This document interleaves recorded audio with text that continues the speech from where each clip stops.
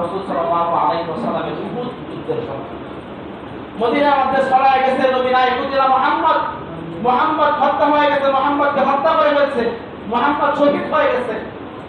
এই কথা শুনে একজন কাফের দৌড়ায় আসছে। আসার পর দেখে রাসূল সাল্লাল্লাহু আলাইহি ওয়াসাল্লাম এখনো জীবিত। সুবহানাল্লাহ। আসার পর ডাকতে বলতেছে, ইয়া রাসূলুল্লাহ, হে হাবিবাল্লাহ। হযরত আবু হুরায়রা রাদিয়াল্লাহু তাআলা আনহু বলেন, ওই সাহাবী আসলো। আসার পর আল্লাহ নবী ডাকতে বলতেছে, ইয়া রাসূলুল্লাহ, হে হাবিবাল্লাহ, আমি কি এই মুহূর্তে আমি কালিমা পড়বো না যুদ্ধের ময়দানে যাব? কাফের কিন্তু। এবার রাসূল সাল্লাল্লাহু আলাইহি ওয়াসাল্লাম বলেন, আগে তুমি কালিমা পড়ে মুসলমান হও, তারপর তুমি যুদ্ধের ময়দানে যাও। রাসূল সাল্লাল্লাহু আলাইহি ওয়াসাল্লামের কাছে ওই যুদ্ধের ময়দানে কালিমা পড়ে মুসলমান হলেন।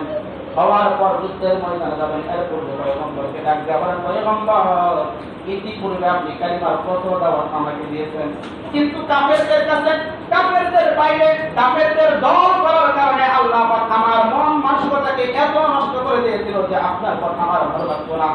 আমি তাদের কাছে গিয়ে মেরে থাকতাম, কিন্তু আজকে যখন শুনলাম বুঝলাম মুহাম্মদ আপনাকে হত্যা করা হয়েছে, আপনাকে শহীদ করা হয়েছে, কিন্তু তখন আর ঠিক থাকতে পারি নাই, এই জন্য আমি চলে আসছি যুদ্ধ করার জন্য। আর আসার পর যেহেতু আপনাকে পেয়ে গেছি, এই জন্য আগে কালিমা পড়ে মুসলমান হইলাম, এখন যুদ্ধের ময়দানে যাব। হযরত আবু হুরায়রা রাদিয়াল্লাহু তাআলা আনহু বলেন, এই সাহাবীকে আল্লাহর নবী যুদ্ধের ময়দানে অনুমতি দিলেন, সঙ্গে সঙ্গে দৌড়ে যায় ওই যুদ্ধের ময়দানে শরীক হয়ে গেল। কাফের বেঈমানটা দেখে তো আমাদের দলের তারা তো কাফের আছে, যুদ্ধের ময়দানে আসার আগে কি আছে? কাফের আছে। এবার ডাক দেয়া বলতেছে, তুমি কি আমাদের দলের হয়ে আসছো না মুহাম্মদের দলের হয়ে আসছো? তুমি কি আমাদের মহব্বতে আসছো না মুহাম্মদের মহব্বতে আসছো? তখন ওই সাহাবী ডাক দেয়া বলেন, আমি মুহাম্মদের এরকম মহব্বতে এখানে আসছি, তাহলে তোমার সাথে কোনো আপোষ নাই।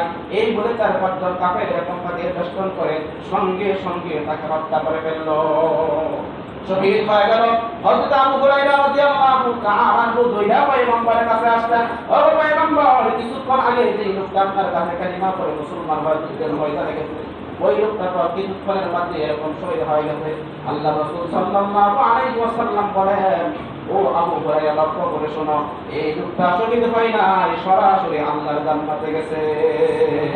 ওই সময় হযরত আবু হুরায়রা রাদিয়াল্লাহু তাআলা আনহু পুরো যুদ্ধের ময়দানে চিৎকার দিয়ে বলতে লাগলেন, ও মক্কাবাসী, ও মদিনাবাসী, লক্ষ্য করে শোনো, পৃথিবীতে এমন একজন মানুষ আছে যে মানুষ জীবনে এক ওয়াক্ত নামাজ পড়ে নাই, জীবনে কোনোদিন আল্লাহ সুবহানাল্লাহ কিচ্ছু বলে নাই, জীবনে নামাজ পড়ে নাই, যাকাত দেয় নাই, জীবনে তার কোনো ইবাদত নাই, শুধু কালিমা পড়েছে আর শহীদ হয়েছে।